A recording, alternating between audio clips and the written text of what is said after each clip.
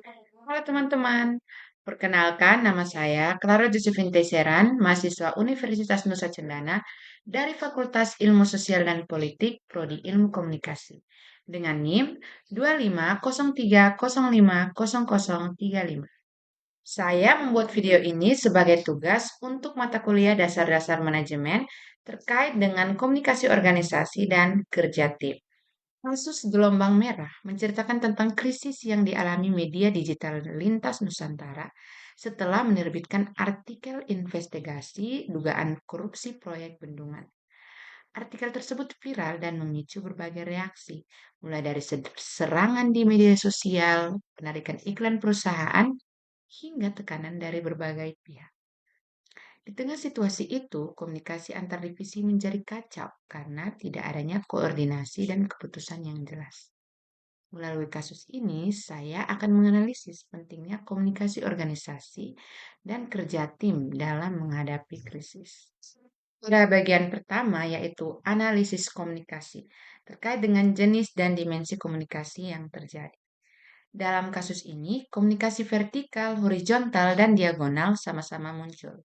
Komunikasi vertikal terlihat saat direktur utama memanggil rapat darurat, HR mengirim email ke seluruh karyawan, dan pemimpin meminta keputusan lanjutan. Ini menunjukkan alur top-down dari pemimpin ke bawahan. Komunikasi bottom-up juga muncul ketika editor investigasi membela data timnya dan editor digital mengusulkan strategi klarifikasi ke pemimpin. Komunikasi horizontal terjadi saat para direktur dan editor berdiskusi di rapat darurat pada level yang relatif sejajar. Komunikasi diagonal tampak ketika tiap divisi bergerak lintas unit, misalnya sosial media, marketing, investigasi, dan HR bertindak sendiri tanpa jalur koordinasi yang rapi. Dari sisi bentuk, ada komunikasi personal atau antar pribadi, seperti pesan panik di WhatsApp dan percakapan langsung di rapat, serta komunikasi kelompok seperti rapat darurat dan email ke seluruh karyawan. Yang kedua, ada noise atau gangguan menurut model Shannon-Weaver. Gangguan yang paling jelas adalah yang pertama fisik atau kanal.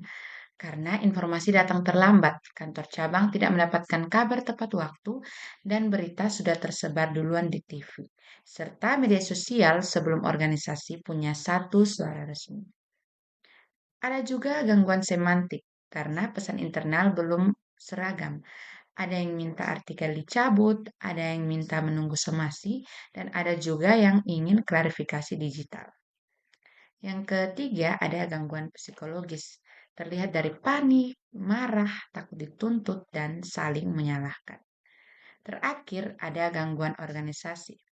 Gangguan organisasi terlihat sangat kuat karena tidak ada pusat komando yang tegas, yang jelas, sehingga tiap divisi bergerak sendiri-sendiri dan malah memperkeruh keadaan.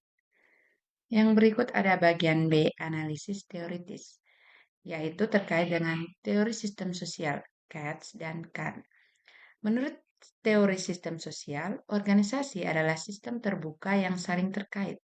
Kalau satu bagian bermasalah, maka bagian lain juga akan ikut terganggu. Dalam kasus lintas Nusantara menunjukkan hal itu dengan sangat jelas. Yang terlihat pada masalah di tim, investigasi langsung berdampak ke tim bisnis, operasional, HR, sosial media, dan kantor cabang.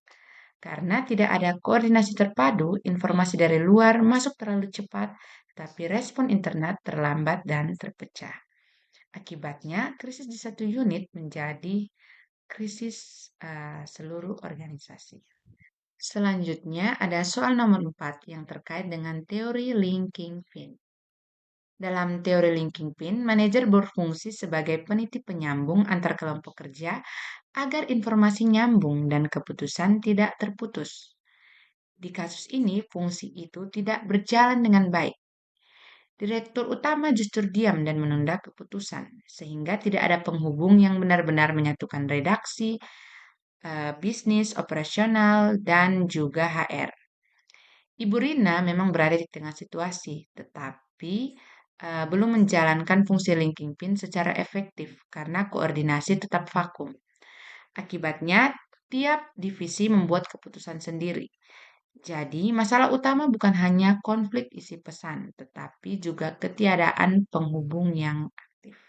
Jika saya menjadi seorang konsultan manajemen komunikasi, rencana komunikasi organisasi untuk 24 jam ke depan yang akan saya susun adalah sebagai berikut.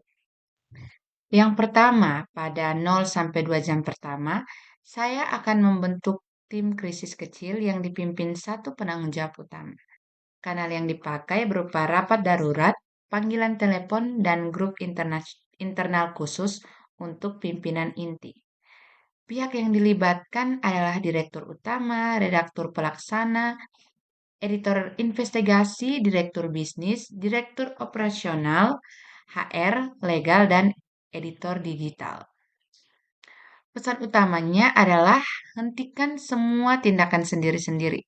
Tunggu satu keputusan resmi dan jangan ada pernyataan publik yang tidak disetujui redaksi pusat.